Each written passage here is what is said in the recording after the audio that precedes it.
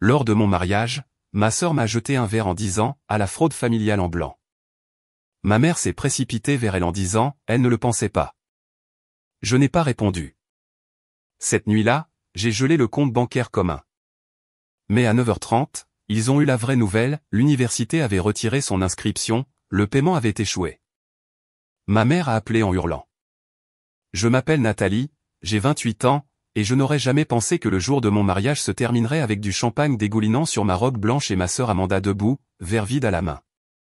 Si vous regardez ceci depuis un endroit où il y a aussi du drame familial, cliquez sur j'aime et abonnez-vous pour voir comment j'ai finalement défendu mes droits après des années à être le paillasson de la famille.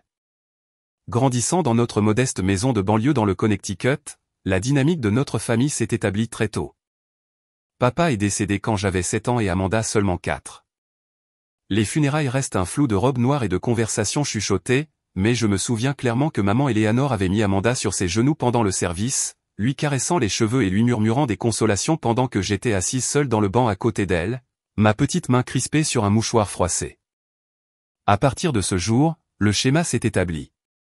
Maman a canalisé tout son chagrin, son attention et ses espoirs sur Amanda, comme si protéger sa plus jeune fille pouvait d'une manière ou d'une autre compenser la perte.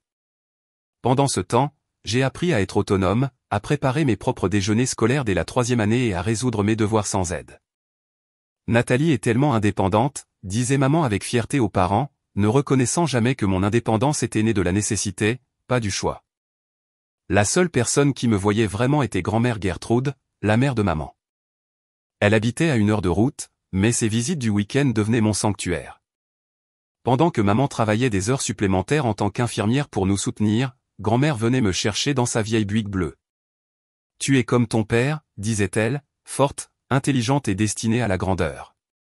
Dans sa cuisine douillette, elle m'apprenait à faire des tartes aux pommes et à gérer un chéquier avec une importance égale.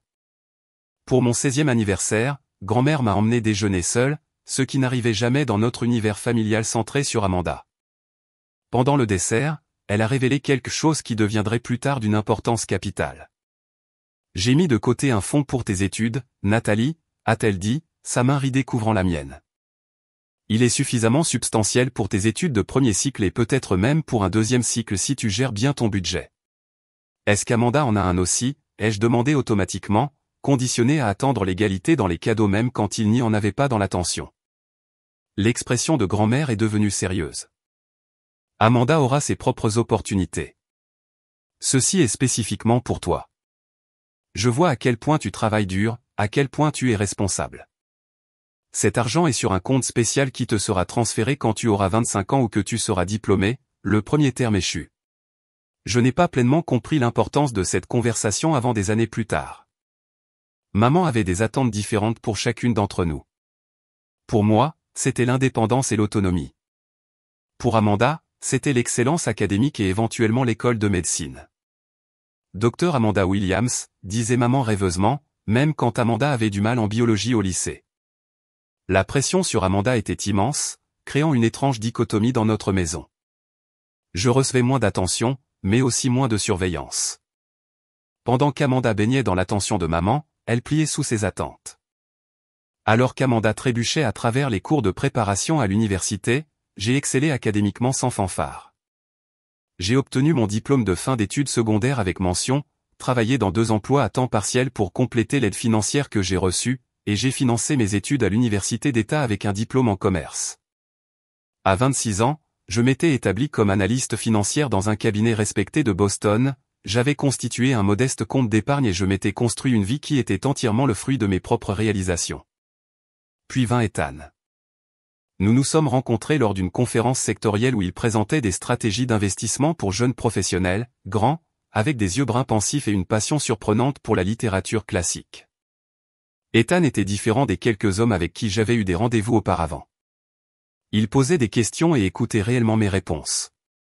Notre premier rendez-vous a duré 6 heures, passant du café au dîner, puis à une promenade tardive le long du port. Amanda a rencontré Ethan 3 mois plus tard quand ils sont venus tous les deux à mon appartement pour le dîner de Thanksgiving. J'ai immédiatement remarqué comment elle touchait ses cheveux plus fréquemment, riait plus fort à ses blagues et parvenait à s'asseoir à côté de lui pendant le dessert. C'était un schéma familier. Amanda tentant de capter l'attention de quiconque s'intéressait à moi. Mais avec Ethan, c'était différent, plus délibéré. Au cours de l'année suivante, alors que ma relation avec Ethan s'approfondissait, Amanda créait des situations pour le voir sans moi, elle appelait avec des urgences quand elle savait que nous étions ensemble, s'assurant qu'il serait témoin de sa vulnérabilité. Elle lui envoyait des cartes d'anniversaire et de Noël séparément des miennes, faisant référence à des blagues internes qu'elle savait ne pas partager.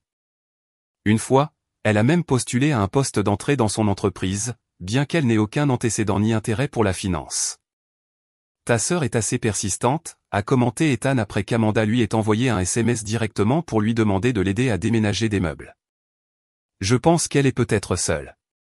Je reconnaissais la manipulation mais je luttais pour l'expliquer à Ethan sans avoir l'air d'une sœur aînée jalouse. Comment pouvais-je articuler une vie entière de compétition subtile et la façon dont Amanda avait été conditionnée à croire que mes réussites lui prenaient quelque chose? Pendant ce temps, la santé de grand-mère Gertrude commençait à décliner. Lors d'une de mes visites, elle semblait inhabituellement anxieuse de me parler seule.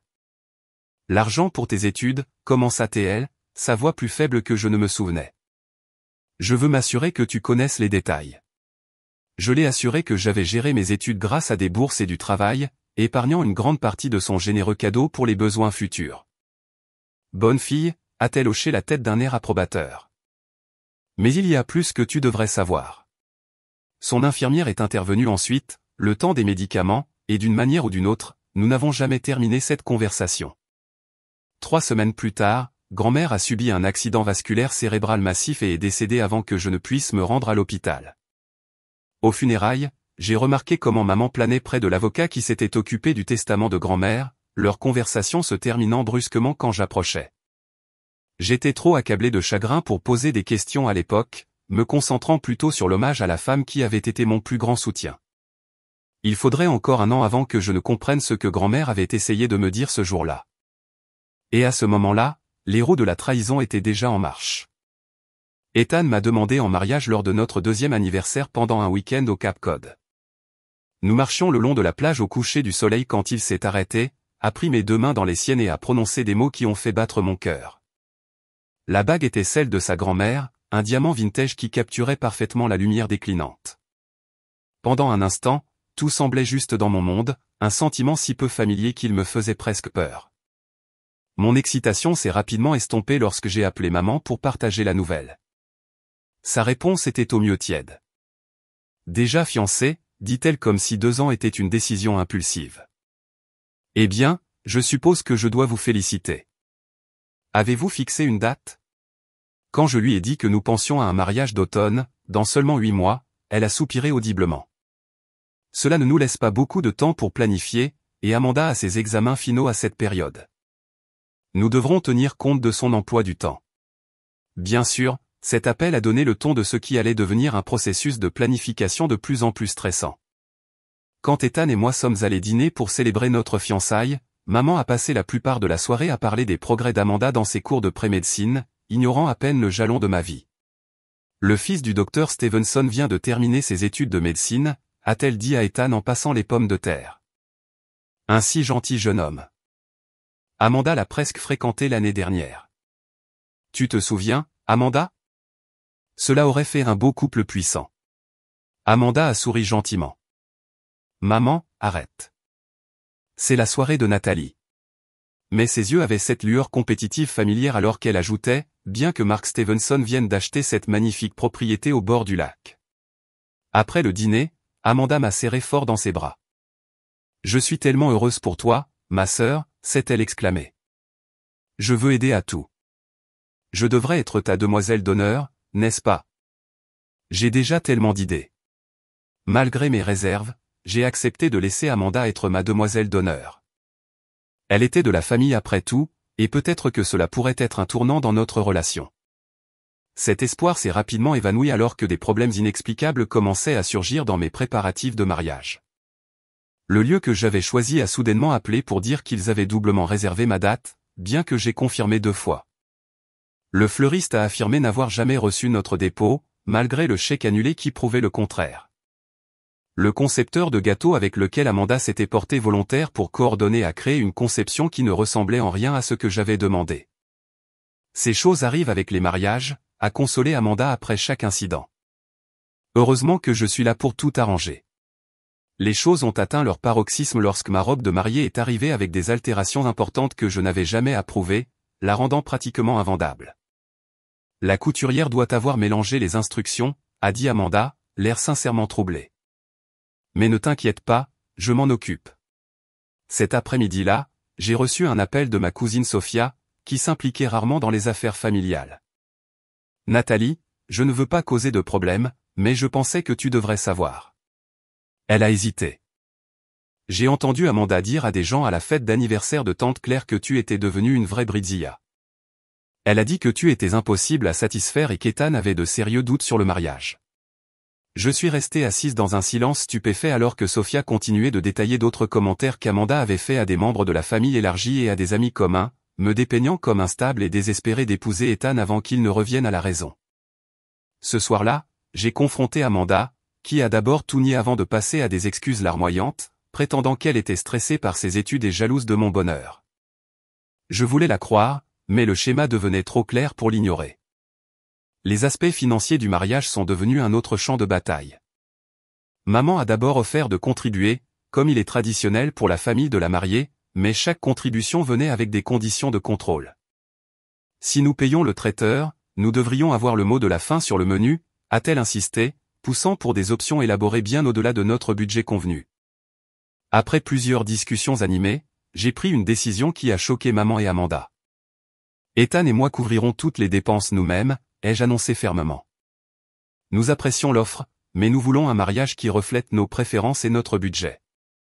Maman a été visiblement offensée. Je voulais seulement vous donner le mariage que vous méritez. C'est ce que font les parents, Nathalie. Les parents soutiennent les choix de leurs enfants, ai-je rétorqué. Ils n'utilisent pas l'argent comme mécanisme de contrôle. La conversation a dégénéré à partir de là, maman m'accusant d'être ingrate et Amanda tentant de jouer la pacificateur tout en étant subtilement d'accord avec toutes les critiques que maman me portait. En triant les finances du mariage, une autre question a commencé à me préoccuper. Amanda était en 4e année dans une université privée coûteuse, soi-disant en voie d'entrée en école de médecine. Le décès de grand-mère avait eu lieu juste avant qu'Amanda ne commence l'université, et j'avais supposé que maman couvrait les coûts substantiels avec son salaire d'infirmière et peut-être une assurance vie de papa. Mais les chiffres ne correspondaient pas. Maman avait toujours vécu modestement. Notre maison familiale portait encore une hypothèque et sa position à l'hôpital communautaire, bien que stable, n'était pas particulièrement lucrative. Comment gérait-elle les frais de scolarité d'Amanda, qui, je le savais d'après ma propre recherche universitaire, s'élevait à plus de 40 000 $ par an. Mes soupçons se sont accrus lorsque j'ai remarqué une activité inhabituelle sur le compte bancaire commun de notre famille, que nous avions maintenu depuis la mort de papa, à l'origine pour les dépenses ménagères. J'avais continué à y contribuer par habitude, même après avoir déménagé, le considérant comme un moyen d'aider maman. En examinant les relevés récents, j'ai vu de gros retraits, toujours programmés autour du début des semestres d'Amanda.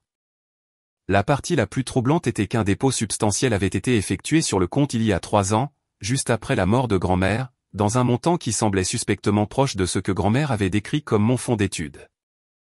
J'ai essayé de rejeter ces pensées comme étant de la paranoïa due au stress du mariage. Sûrement maman n'aurait pas pris l'argent qui m'était spécifiquement destiné et l'aurait utilisé pour les études d'Amanda sans me le dire. Ce serait une trahison trop profonde pour être envisagée. Pourtant, à l'approche de mon mariage, les pièces de ce puzzle troublant ont continué à s'assembler, créant une image que j'étais de plus en plus incapable d'ignorer. 2 mois avant le mariage, j'ai assisté à un gala de charité pour l'hôpital où travaillait maman. Ethan était en voyage d'affaires, alors j'y suis allé seul, impatiente de passer une rare soirée à socialiser sans parler de mariage. Pendant l'heure du cocktail, je me suis retrouvé à discuter avec un homme plus âgé qui s'est présenté comme le docteur Harrison, professeur de biochimie à l'université d'Amanda. Williams, a-t-il répété quand je lui ai dit mon nom. Une relation avec Amanda Williams. Quand j'ai confirmé qu'elle était ma sœur, son expression a subtilement changé. Une jeune femme intéressante, votre sœur. Passionnée, certainement. Quelque chose dans son ton m'a incité à creuser davantage. Elle travaille très dur dans sa filière prémédicale, ai-je proposé, observant sa réaction. Le docteur Harrison s'est légèrement éclairci la gorge. Prémédicale ? C'est ce qu'elle dit aux gens? Miss Williams a changé de spécialisation pour les communications l'année dernière après quelques difficultés avec les exigences scientifiques. Mon verre de champagne a failli me glisser des mains. Il doit y avoir une erreur. Amanda est dans le programme prémédical depuis la première année. Elle parle de ses laboratoires de biologie, de ses projets de chimie organique. Le professeur semblait sincèrement mal à l'aise maintenant.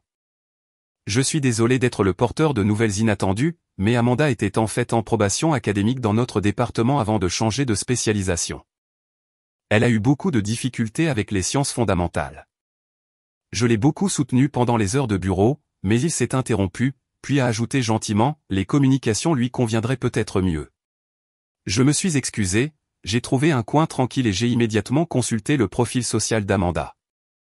Il était là, caché à la vue de tous, des publications sur des projets médiatiques et des cours de journalisme que j'avais considérés comme des cours optionnels, aucune mention de cours de sciences depuis plus d'1 an. Comment avais-je manqué cela? Plus important encore, pourquoi Amanda avait-elle maintenu un mensonge aussi élaboré? La semaine suivante, j'ai pris un jour de congé et j'ai conduit à l'université d'Amanda. En utilisant le réseau d'anciens élèves de mes propres années universitaires, j'ai organisé une réunion avec un conseiller administratif sous prétexte de recueillir des informations pour un don potentiel au nom de grand-mère Gertrude. Ce que j'ai découvert m'a fait vaciller. Non seulement Amanda avait changé de spécialisation, mais elle était actuellement confrontée à un possible renvoi académique en raison de mauvaises notes et de multiples cas de plagiat. Le plus choquant était l'information financière. Les frais de scolarité d'Amanda pour le semestre en cours étaient en retard, les semestres précédents ayant été payés par une combinaison de petites bourses au mérite et de gros chèques personnels, et non par des prêts étudiants, comme je m'y serais attendu. J'ai conduit chez moi, en miettes, les pièces s'assemblant dans un schéma horrible. Sur un coup de tête, je me suis arrêté chez maman, utilisant ma clé d'urgence pour entrer quand personne ne répondait. Je me suis dit que je vérifiais juste si elle allait bien, mais en vérité, je cherchais des réponses. Dans le bureau de maman, le tiroir du bas de son classeur a révélé un dossier intitulé « Aux successions Gertrude ». Mes mains tremblaient en l'ouvrant. À l'intérieur se trouvait une copie du testament de grand-mère, différent de ce qui avait été lu à la famille après ses funérailles.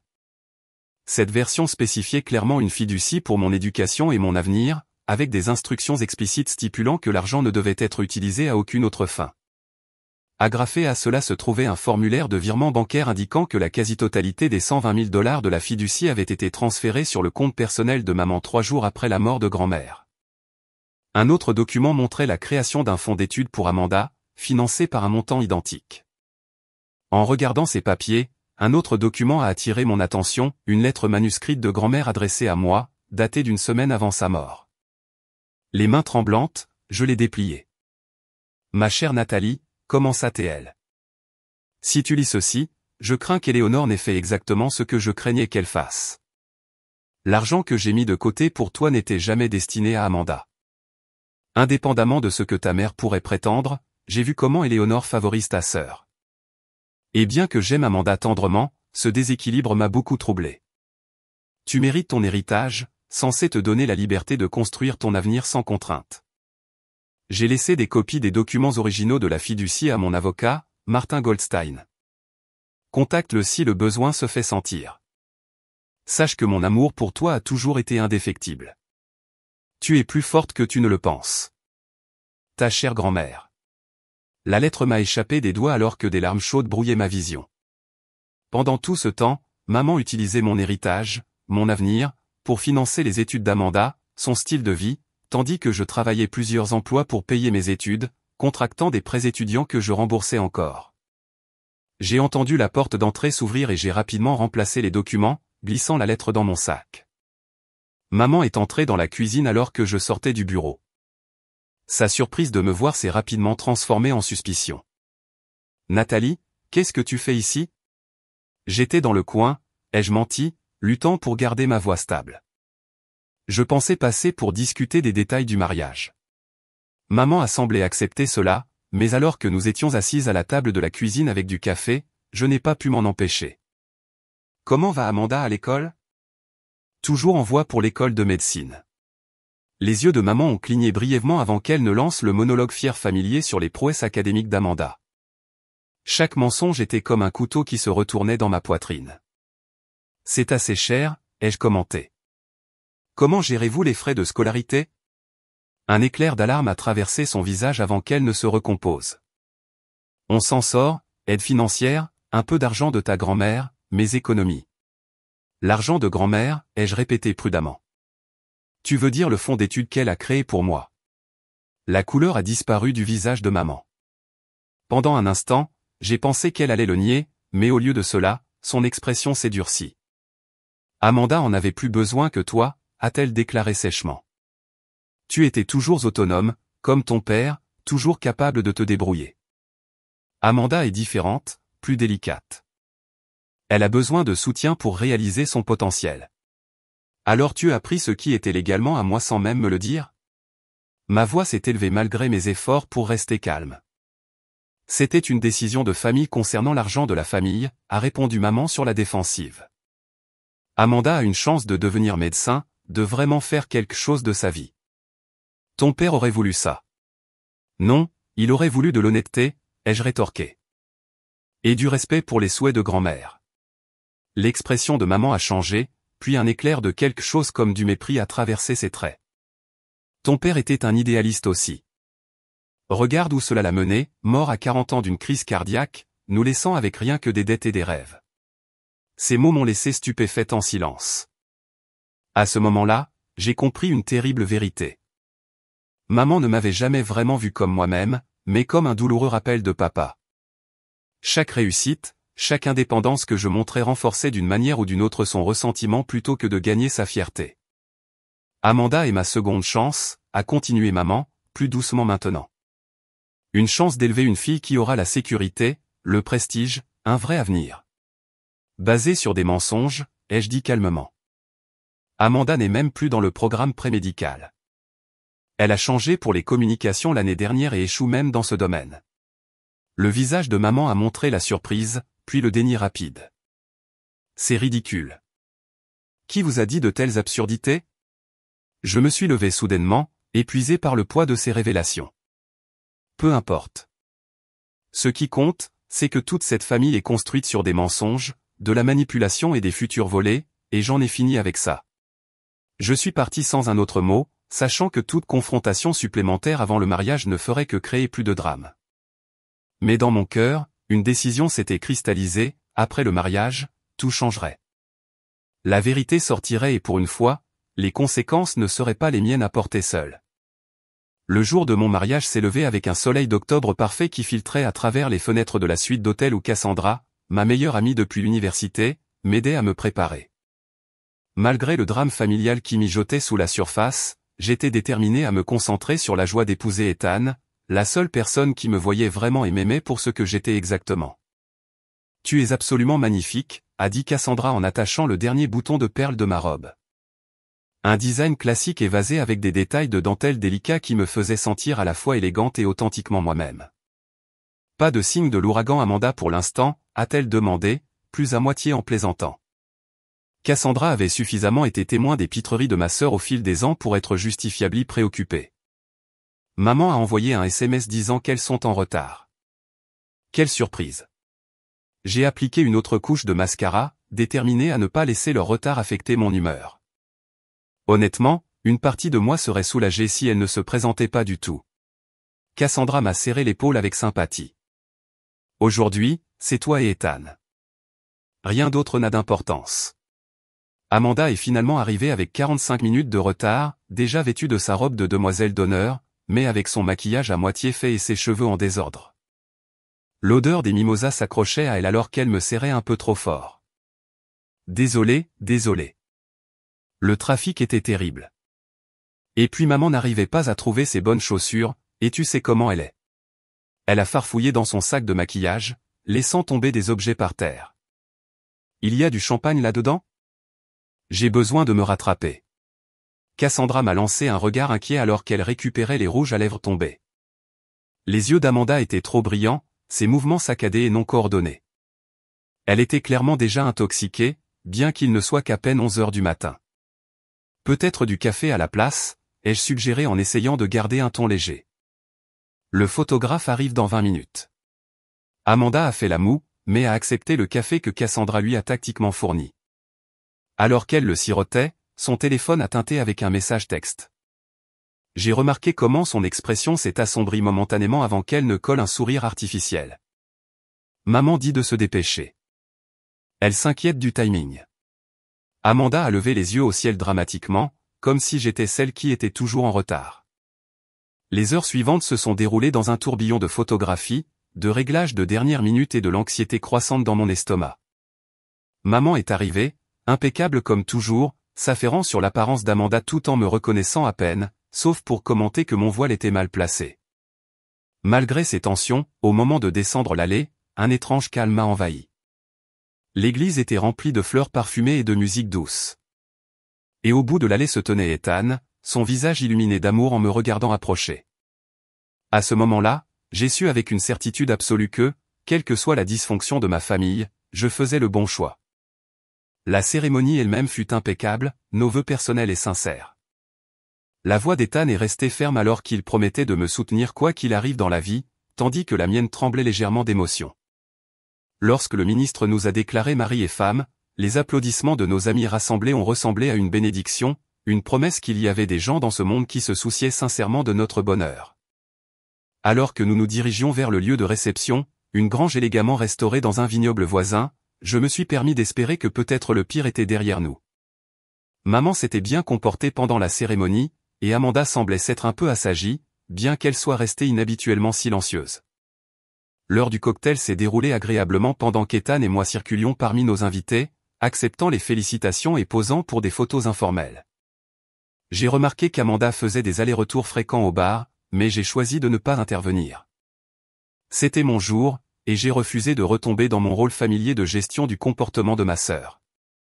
Le dîner fut servi alors que le crépuscule descendait sur la grange, transformé par des milliers de lumières scintillantes qui créaient une atmosphère magique. Le meilleur ami d'Ethan a prononcé un discours émouvant sur leur amitié et son bonheur de voir Ethan trouver quelqu'un qui le complétait vraiment à tous égards. Puis ce fut le tour de maman de parler. Elle s'est approchée du microphone avec l'air confiant de quelqu'un habitué à être le centre de l'attention. Son discours a commencé de manière conventionnelle avec des anecdotes sur mon enfance et des vœux chaleureux pour notre avenir, mais il a progressivement changé de focus. Et bien sûr, je dois mentionner à quel point je suis fier de mes 2 filles, a-t-elle dit en faisant un geste vers Amanda, alors que Nathalie a trouvé son bonheur dans le mariage. Amanda poursuit son rêve de médecine, suivant mes pas dans le domaine de la santé. Le semestre dernier encore, elle a reçu une reconnaissance pour son projet de recherche sur la santé cardiovasculaire. J'ai senti la main d'Ethan se serrer autour de la mienne alors que les mensonges continuaient à couler. Plusieurs invités avaient l'air confus, manifestement conscients qu'Amanda n'avait jamais mentionné une telle recherche. Le docteur Harrison, qui avait étonnamment accepté notre invitation, s'est dérangé sur son siège. Alors que maman concluait sous des applaudissements polis, j'ai vu Amanda se lever chancelante, saisissant une coupe de champagne sur une table voisine. Elle s'est frayé un chemin vers le microphone, ignorant la tentative de maman de l'intercepter.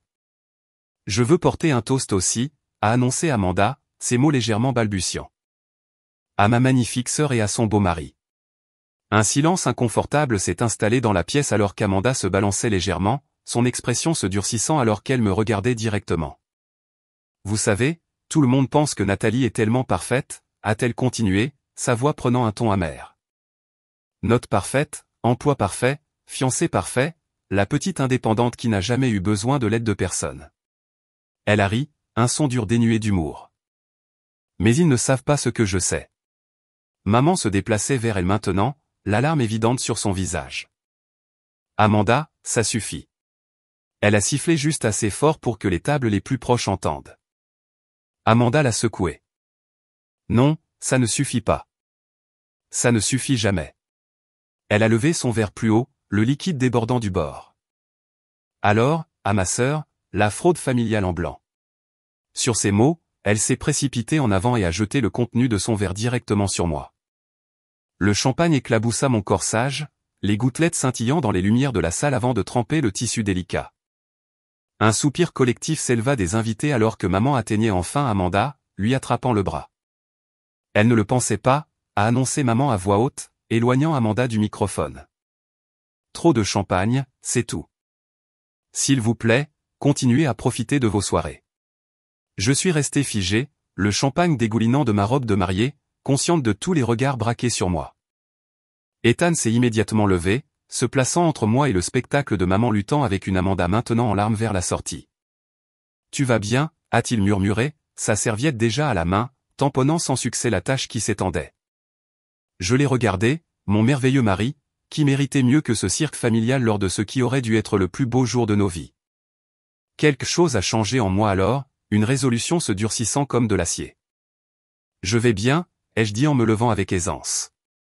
En fait, je ne me suis jamais senti mieux. Prenant le microphone, j'ai adressé à nos invités médusés un calme que je ne savais pas posséder. « Eh bien, c'était inattendu », ai-je dit, suscitant un flot de rire nerveux.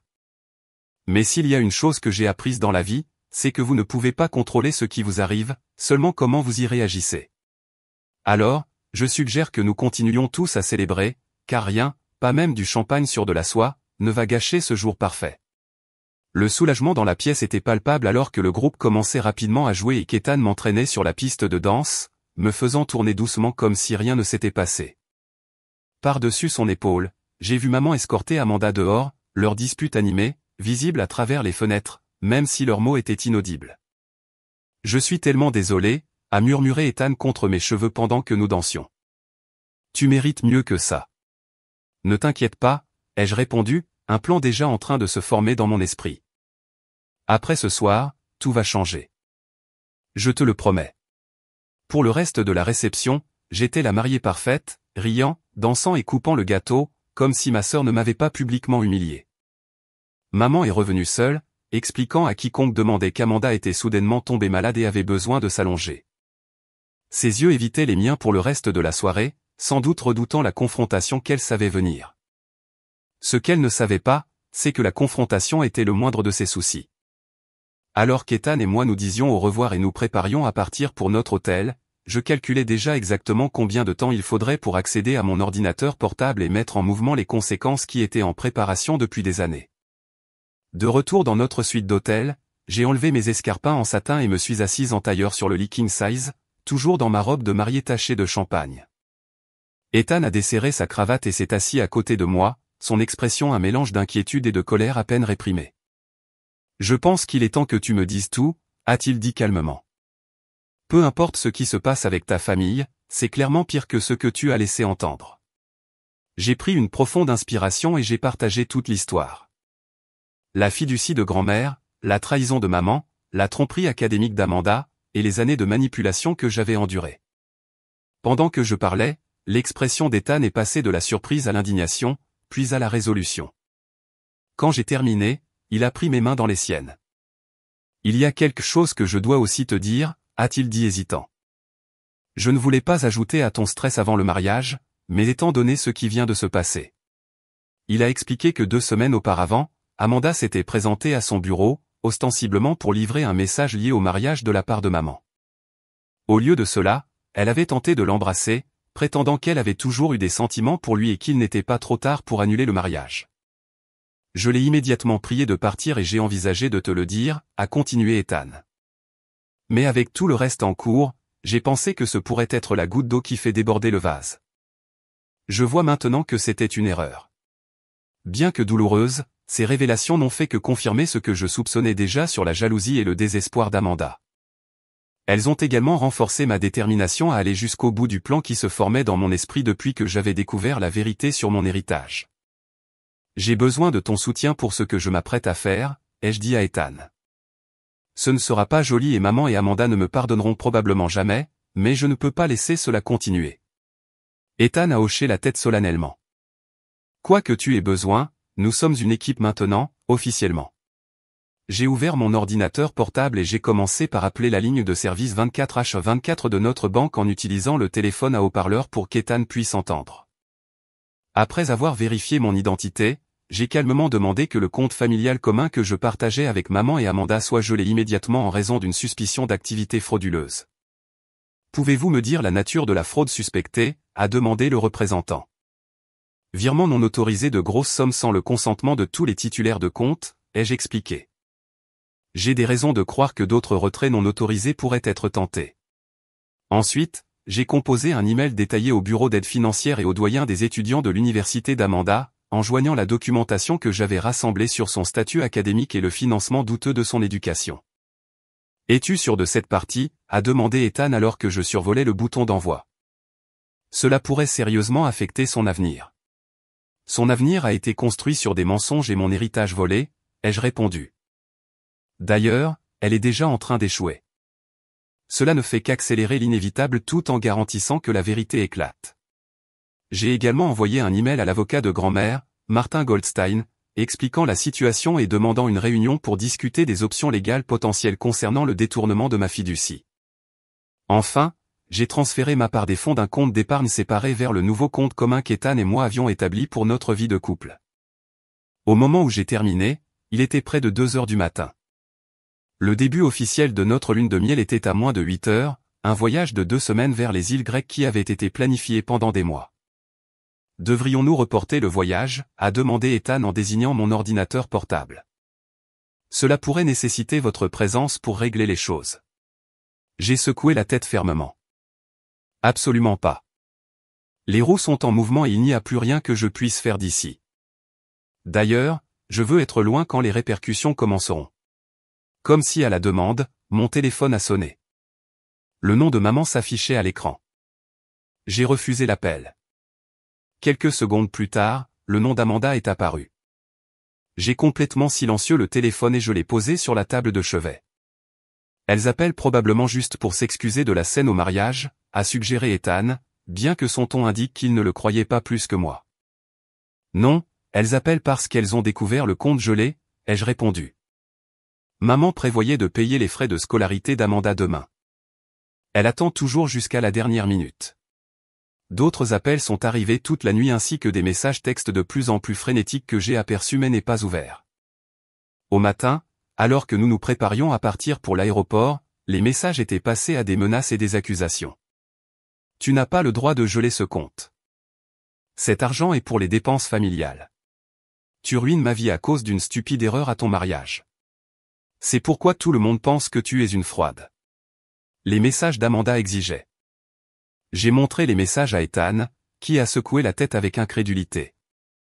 Elles ne comprennent toujours pas, n'est-ce pas? Cela n'a jamais été à propos de l'incident du mariage. C'était juste la goutte d'eau qui fait déborder le vase.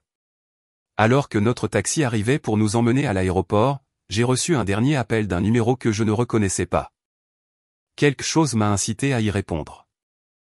Est-ce Nathalie Williams, a demandé une voix formelle. Je suis Dean Harrison de l'université Westlake. Nous avons reçu votre email et la documentation concernant Amanda Williams.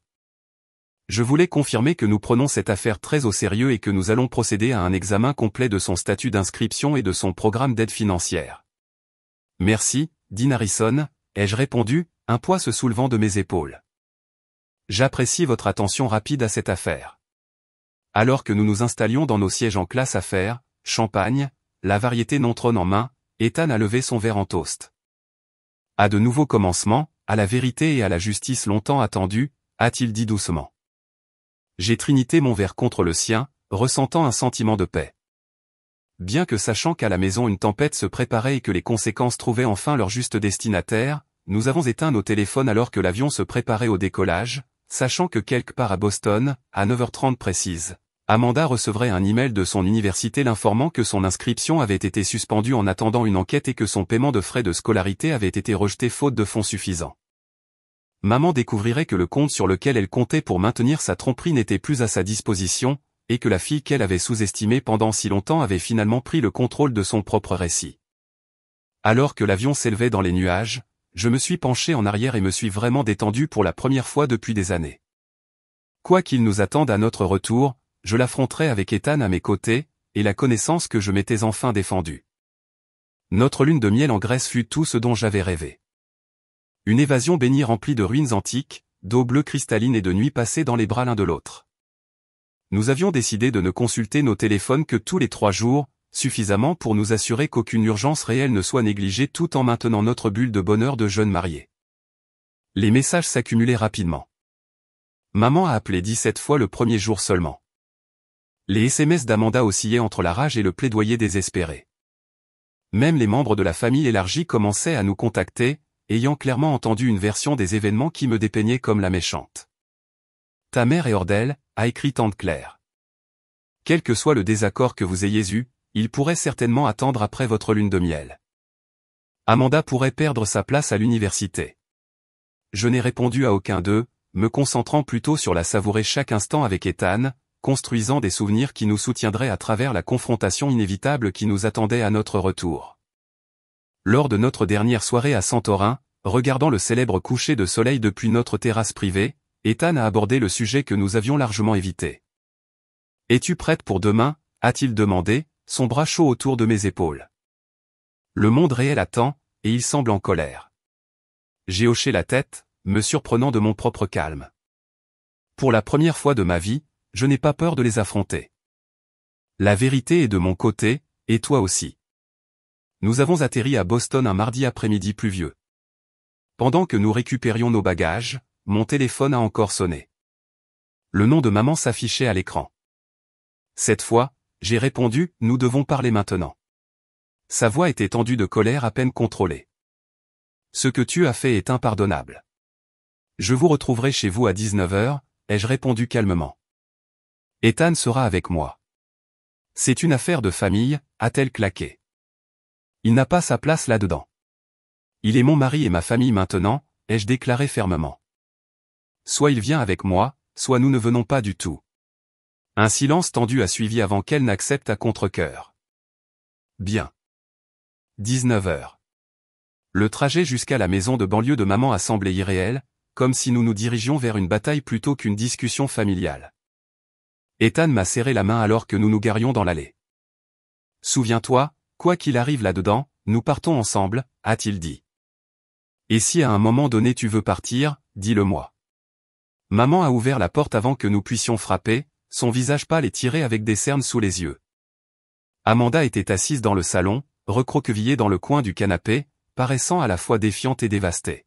« Les nouveaux mariés sont de retour, a dit Amanda amèrement alors que nous entrions. J'espère que vous avez apprécié votre voyage tout en détruisant complètement ma vie.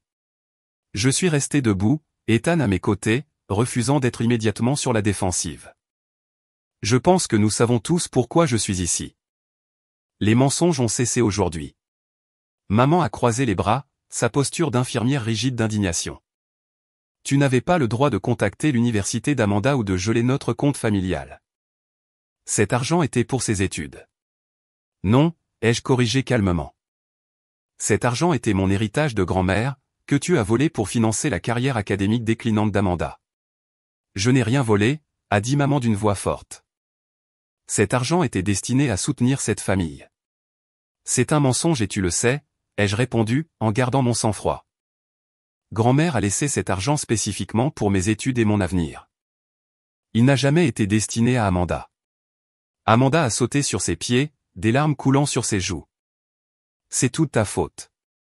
Tu as toujours eu tout servi sur un plateau. Toujours été la préférée, la intelligente, l'indépendante. Tout le monde t'admire. Maintenant, j'ai été viré de l'école, humilié devant tout le monde. Mon avenir entier est ruiné parce que tu devais avoir ta petite vengeance mesquine. Je l'ai regardé avec incrédulité. Ma faute, Amanda. Tu es le centre de cette famille depuis que papa est mort. Chaque réussite m'a été ignorée tandis que tes plus petits efforts étaient célébrés. Maman a dépensé mon héritage pour tes études, que tu as gaspillé en trichant et en mentant. Ensuite, tu as essayé de séduire mon mari et tu m'as publiquement humilié à mon mariage. Pourtant, c'est moi le méchant ici. Maman s'est interposée entre nous, son expression menaçante. Si tu ne transfères pas cet argent immédiatement et ne retires pas tes plaintes auprès de l'université, je n'aurai d'autre choix que de te couper complètement de cette famille.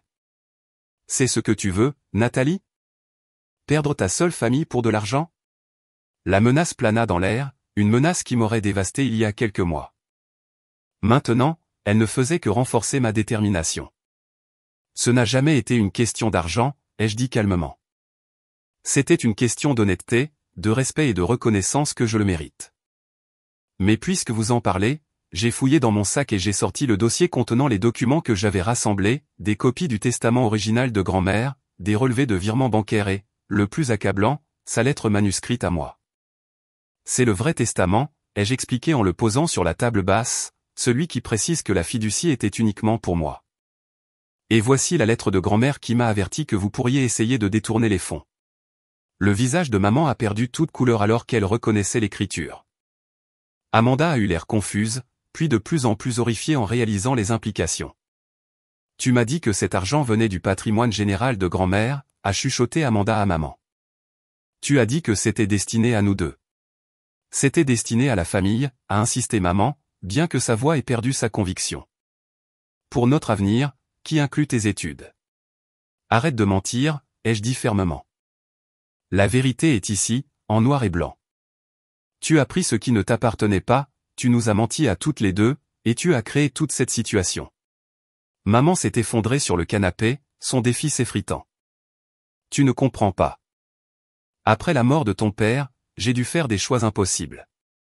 Amanda montrait tant de promesses, tant de potentiel pour devenir quelque chose d'extraordinaire.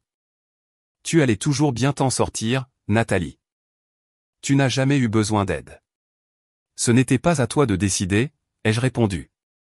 Grand-mère voulait que j'aie cet argent, et tu as délibérément agi contre ses souhaits. Amanda a levé les yeux, son mascara coulant sur ses joues. Alors tout ce temps, j'ai vécu de l'argent qui t'a été volé. Elle s'est tournée vers maman. Et tu savais que j'échouais? Que j'avais changé de spécialisation et tu as continué à mentir à tout le monde sur l'école de médecine. Pour la première fois, maman a semblé n'avoir aucune réponse toute prête.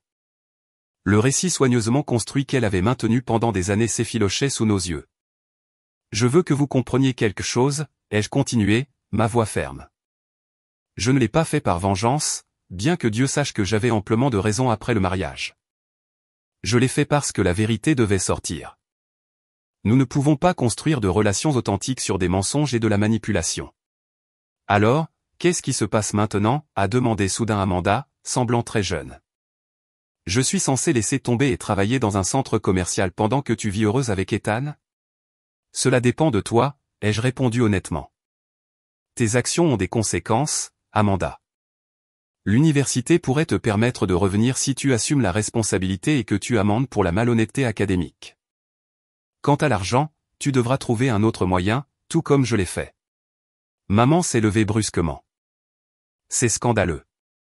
J'ai passé toute ma vie à me sacrifier pour cette famille, et c'est ainsi que tu me rembourses en détruisant tout ce que j'ai construit. Tu l'as construit sur des mensonges, a parlé Ethan pour la première fois, sa voix douce mais ferme. Une fondation vouée à s'effondrer un jour. Je veux des excuses, ai-je dit simplement. De vous deux. Reconnaissez ce que vous avez fait. Excusez-vous sincèrement et nous pourrons commencer à reconstruire une sorte de relation. Le visage de maman s'est de nouveau durci. Je ne m'excuserai jamais d'avoir fait ce que je pensais être le mieux pour cette famille. Si tu ne peux pas comprendre ça, alors peut-être que nous n'avons plus rien à nous dire. Amanda a regardé entre nous, visiblement déchirée. Pendant un instant, j'ai cru qu'elle offrirait les excuses que je recherchais, mais ensuite son expression s'est fermée, reflétant celle de maman. Tu as toujours été jalouse de moi, a-t-elle dit amèrement. C'est juste ta façon de t'assurer que je ne puisse pas réussir. Félicitations, Nathalie. Tu as gagné. J'ai ressenti une profonde tristesse s'installer en moi, pas pour ce que j'avais fait, mais pour ce que j'ai maintenant réalisé qu'il était impossible de sauver. La famille que j'espérais qu'il pourrait encore exister sous la dysfonction était un fantasme, le rêve d'un enfant qui n'avait pas sa place dans la réalité. Je n'ai rien gagné, ai-je dit doucement. Mais je ne vais plus me perdre en essayant de plaire à des gens qui ne m'ont jamais valorisé en premier lieu. Prenant la main d'Ethan, je me suis dirigé vers la porte, m'arrêtant pour regarder une dernière fois. Si l'une de vous décide un jour de vouloir une vraie relation basée sur le respect mutuel, vous savez comment me joindre. Nous sommes sortis au son des larmes de colère de maman et du silence morose d'Amanda, sortant dans une douce pluie du soir qui semblait en quelque sorte purificatrice. La confrontation s'était déroulée exactement comme je l'avais craint. Et pourtant, je me sentais plus légère que je ne l'avais été depuis des années. La vérité était enfin sortie, et quoi qu'il arrive ensuite, je l'affronterai selon mes propres termes. 6 mois passèrent. Ethan et moi nous sommes installés dans notre nouvelle maison, un charmant colonial avec un porche enveloppant dans une banlieue tranquille à mi-chemin entre la ville et la côte. La distance de ma famille, tant émotionnel que géographique, m'a donné l'espace pour guérir et réfléchir. Avec le soutien indéfectible d'Ethan et l'aide d'un thérapeute compétent, j'ai commencé le processus de démêler ma valeur personnelle du miroir déformé que ma famille m'avait tenu devant moi si longtemps. Le printemps commençait tout juste à adoucir le paysage de la Nouvelle-Angleterre quand la sonnette a retenti un samedi après-midi. Je l'ai ouverte pour trouver Amanda debout sur notre porche, plus mince et paraissant à la fois plus jeune et plus vieille que la dernière fois que je l'avais vue. Les vêtements de designer et le maquillage parfait avaient disparu, remplacés par un simple jean et un pull, son visage nu, à l'exception d'une touche de brillant à lèvres. « Puis-je entrer ?» a-t-elle demandé, sa voix manquant de son ton défensif habituel. J'ai hésité seulement brièvement avant de m'écarter. « Ethan est à la salle de sport », ai-je dit alors qu'elle me suivait dans la cuisine.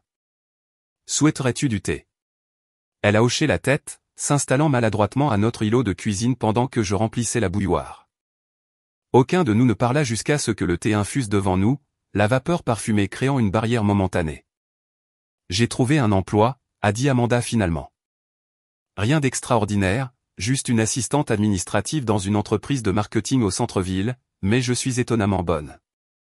C'est excellent, ai-je répondu prudemment, incertaine de l'issue de cette conversation. Elle a regardé dans son thé, rassemblant son courage. Je suis venue m'excuser, a-t-elle dit, les mots sortant rapidement. Ce que j'ai fait à ton mariage était impardonnable, et avant cela aussi, avec Ethan, avec tout. J'ai été une terrible sœur pour toi. Je suis restée très immobile, craignant que toute réaction n'arrête le flot des mots que je n'avais jamais pensé entendre. Après que tu sois partie cette nuit-là, maman et moi avons eu la pire dispute de notre vie, a continué Amanda. J'ai finalement vu comment elle nous utilisait toutes les deux, nous dressait l'une contre l'autre. Tu étais celle qui était responsable et qui n'avait pas besoin de soutien, et j'étais celle qui était fragile et qui avait besoin que tout soit fait pour elle. Aucune image n'était vraie, mais cela servait son objectif, ai-je demandé calmement. Le contrôle, a répondu Amanda simplement. Tant que je dépendais complètement d'elle, et que tu continuais d'essayer de gagner son approbation, elle avait toutes les deux exactement où elle voulait nous. Elle a levé les yeux, me rencontrant directement. J'ai emménagé il y a 3 mois, j'ai trouvé mon propre appartement avec 2 colocataires. C'est minuscule et rien comme ce à quoi j'étais habitué. Mais c'est à moi, tu sais. Pour la première fois, je paie mes propres factures, je prends mes propres décisions. Cela demande du courage, ai-je reconnu, surprise par la fierté sincère que j'ai ressentie pour elle. Le plus difficile a été de réaliser à quel point j'ai été jalouse de toi toute ma vie, a admis Amanda. Pas seulement à cause d'Ethan ou de ta carrière, mais à cause de ton indépendance. Tu n'as jamais eu besoin de l'approbation de maman comme moi. Tu t'es construit ta propre vie pendant que je jouais juste un rôle dans la sienne. Elle a tendu la main par-dessus l'îlot, ne touchant pas tout à fait ma main, mais s'en approchant. Je ne m'attends pas à ce que tu me pardonnes tout de suite, ou peut-être jamais, mais je voulais que tu saches que je comprends maintenant ce que j'ai fait, et je suis vraiment, profondément désolé pour tout cela. La sincérité dans sa voix a fait monter des larmes inattendues dans mes yeux. Merci d'avoir dit ça, ai-je réussi. Cela signifie plus que tu ne peux l'imaginer.